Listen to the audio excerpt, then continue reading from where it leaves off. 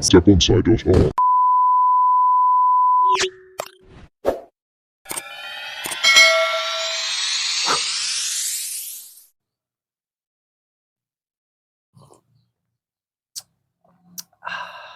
Halo Sobat Sabonsai, Sabonsai, hobi bonsai.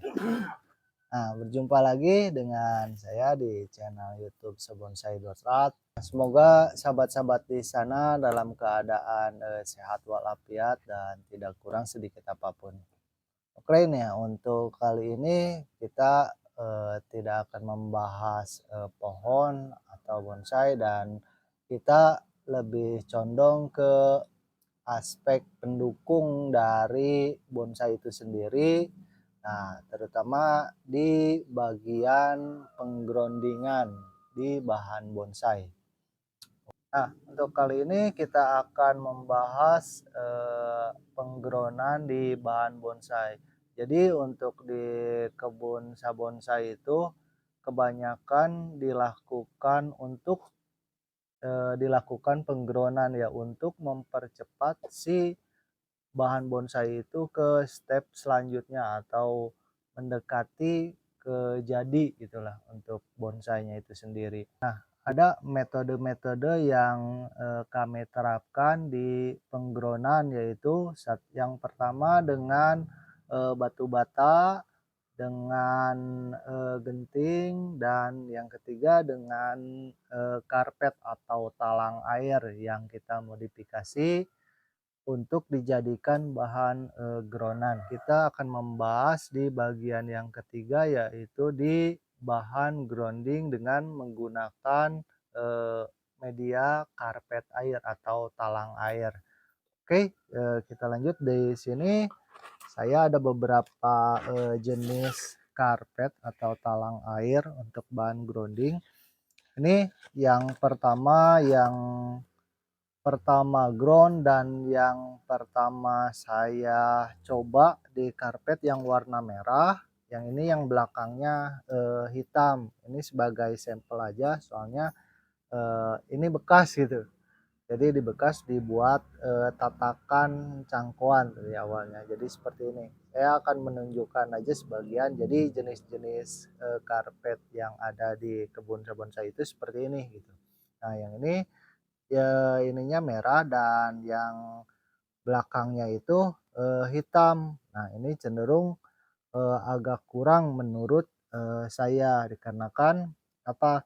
Ini dalam jangka waktu 1 tahun kurang itu sudah pada robek-robek gitu. Dan sama si kalau misalkan ininya agak tinggi, untuk groundingannya itu agak meriut, keriput ya. Seperti kulit nenek-nenek. Seperti itulah untuk yang ini. Dan untuk di harganya, ini per meternya itu panjang 1 meter itu, dan lebar sekitaran 90 cm. Ini dihargai kalau di tempat saya sekitaran 15.000 kalau dulu saya beli seperti ini. Nah, yang kedua yang ini yang merah dan belakangnya juga merah.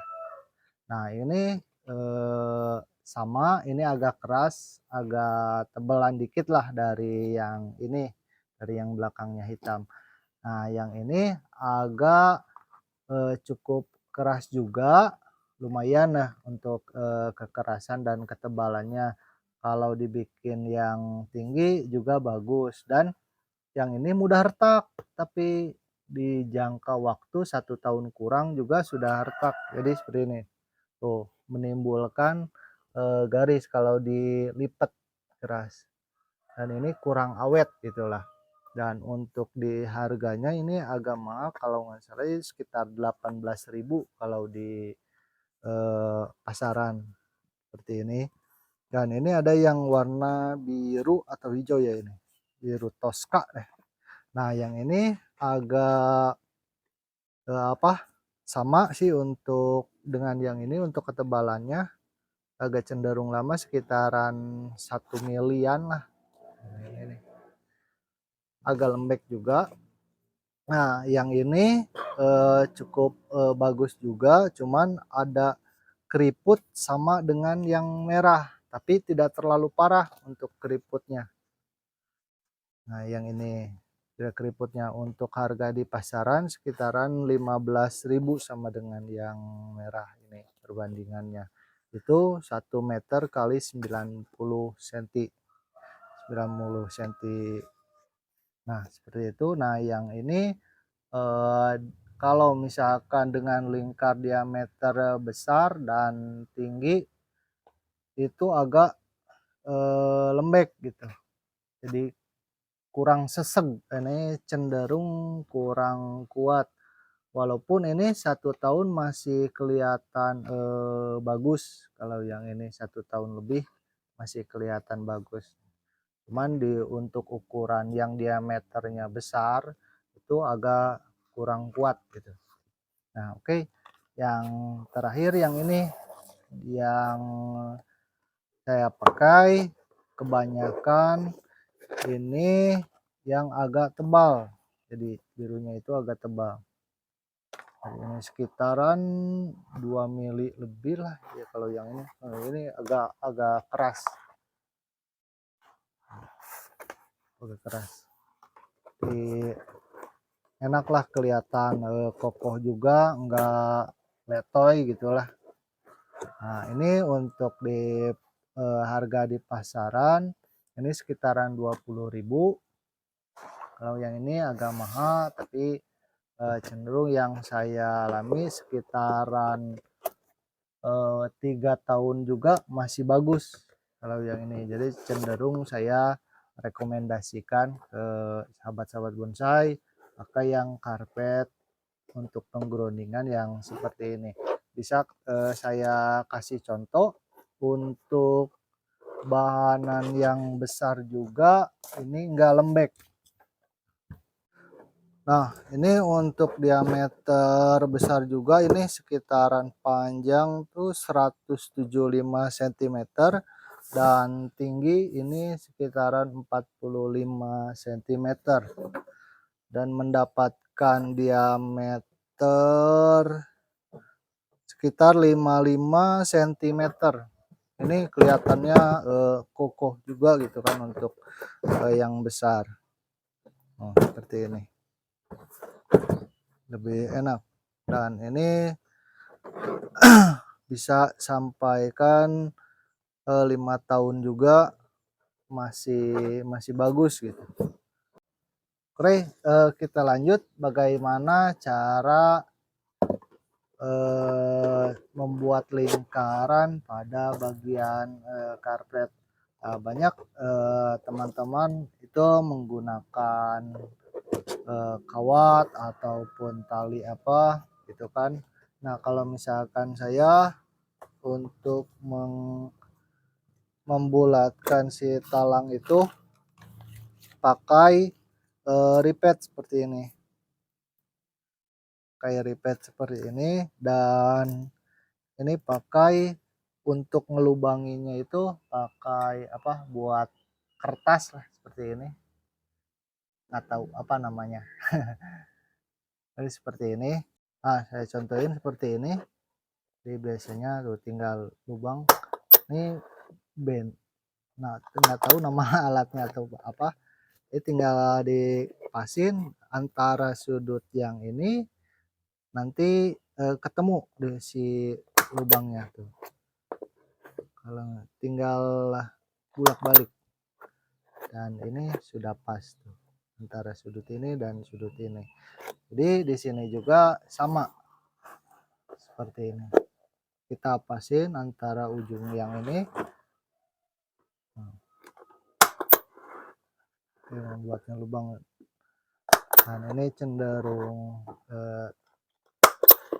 ya agak rapi lah gitu, timbang kalau misalkan kita mau pakai gunting juga sih bisa, cuman ini agak rapi, tinggal diikat seperti ini. Nanti ketemu untuk si lubangnya. Tinggal dimasukkan ripet seperti ini ke belakang.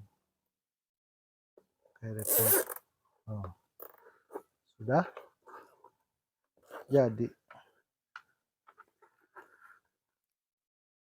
Ini sebagai sampel aja atau contoh. Nah, seperti ini. Nah, sudah. Ini sudah kuat. Dan untuk kekuatan ripet, biasanya 1 tahun juga masih kuat. Cenderung si ripetnya ini yang agak besar. Ada yang kecil kan, ada yang besar. Ini sekitaran 5 mili atau enggak salah untuk ukurannya. Oke, nah ini untuk perbandingan harga. Jadi satu karpet itu 1 meter itu dengan panjang 1 meter dan lebar 90 itu bisa dibagi dua. Jadi saya biasanya 45 ini untuk ketinggiannya. Ketinggiannya 45 dan menggunakan ripet itu 4 buah. Gitu kan. 4 buah. Jadi kalau misalkan kita potong panjang sekitaran 1,5 meter, diasumsikan jadi 1,5 meter kan dibagi dua gitu. Sekitaran 10.000. Jadi untuk satu lingkaran itu sekitaran 10.000 per satu gronan dan ditambah ripet itu sekitar 15.000 isi 100 pieces untuk ripetnya ini. Jadi 10.000 tinggal tambahin ini ke titihnya satunya itu sekitaran Rp150 gitu perak. Jadi sekitaran Rp600. Jadi modal tuh 10.000 ditambah 610.600 untuk satu gronan ini. Seperti itu bisa kuat. Yang saya lalui itu baru sekitaran 3 tahun lebih lah, 3 tahun lebih dan masih seperti ini, masih bagus lah gitu. Di samping faktor-faktor ya lain-lainnya gitu. Jadi seperti itu. Kita lanjut untuk melihat penggronan yang saya lakukan di belakang. Oke, kita cek.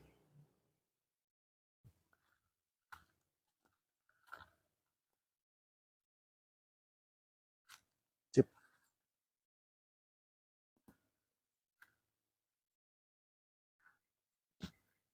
Nah, untuk gronan hasilnya seperti ini. Nah, ini untuk panjang 1,25 cm. Ini dengan lingkaran diameternya sekitaran berapa ini ya? Sekitaran 40 lah. Sekitaran 40. Nah, seperti ini. Jadi ini tahapannya saya pakai ganjel di tengahnya mau apa aja lah. Jadi supaya si pohon itu tidak ambles ke dalam. Tuh, seperti ini. Mau pakai bambu juga ditusukin dan ini ada kaleng-kaleng bekas sih saya manfaatin sebagai pondasi biar si pohon nantinya itu tidak amblas. Dan untuk tahapan awalnya biasanya seperti ini. Biasanya saya tahapannya seperti ini, bisa dilihat. Jadi ini habis apa namanya itu ngebersihin rumput dari dasaran ini, saya masukin ke sini. Jadi nambah media dan nantinya jadi rumput-rumput yang liarnya itu busuk didiemin gitu kan, nambah pupuk juga gitu. Saya manfaatin seperti itu dan kita tidak full pakai media misalkan dari rumpun bambu ataupun sekam. Jadi nanti atasnya saja. Untuk yang bawah saya biasanya pakai yang ini biar lebih ekonomis juga sih. Oke, nah untuk jarak dari karpet ke karpet atau dari gronan ke gronan itu saya sekitaran 60 senti dari bibir, antara bibir gronan dengan bibir gronan. Dan ini saya tidak luruskan seperti ini berhubung jadi space-nya ingin muat banyak tapi lahan seadanya gitu kan. Jadi di zigzag nih jaraknya. Jadi dengan yang ini sebelah sini dan yang ini di pertengahannya. Jadi nanti untuk space kita melihat bonsainya itu lebih leluasa gitu kan. Tidak sempit gitu. Lebih enak nanti untuk memandang si bahanan bonsainya itu sendiri. Jadi daun-daun bekas pruning biasanya saya masukin seperti ini. Ini ditarget dengan diameter segini dan tinggi segini. Saya untuk bahanan bonsai sancang dan dengan target ukuran mame dan small. Jadi untuk sahabat-sahabat bonsai, jikalau ada lahan gitu kan atau tempat lebih enak di ground dibanding pakai wadah jolang gitu, efektifannya gitu. Jadi untuk perkembangannya itu cukup bagus dan pertumbuhan dan perawatan juga cukup simpel sih menurut saya pribadi. Ini seperti itu. Nah, bisa dilihat ini ada beberapa yang sudah tumbuh atau sudah dilakukan penggronan seperti ini.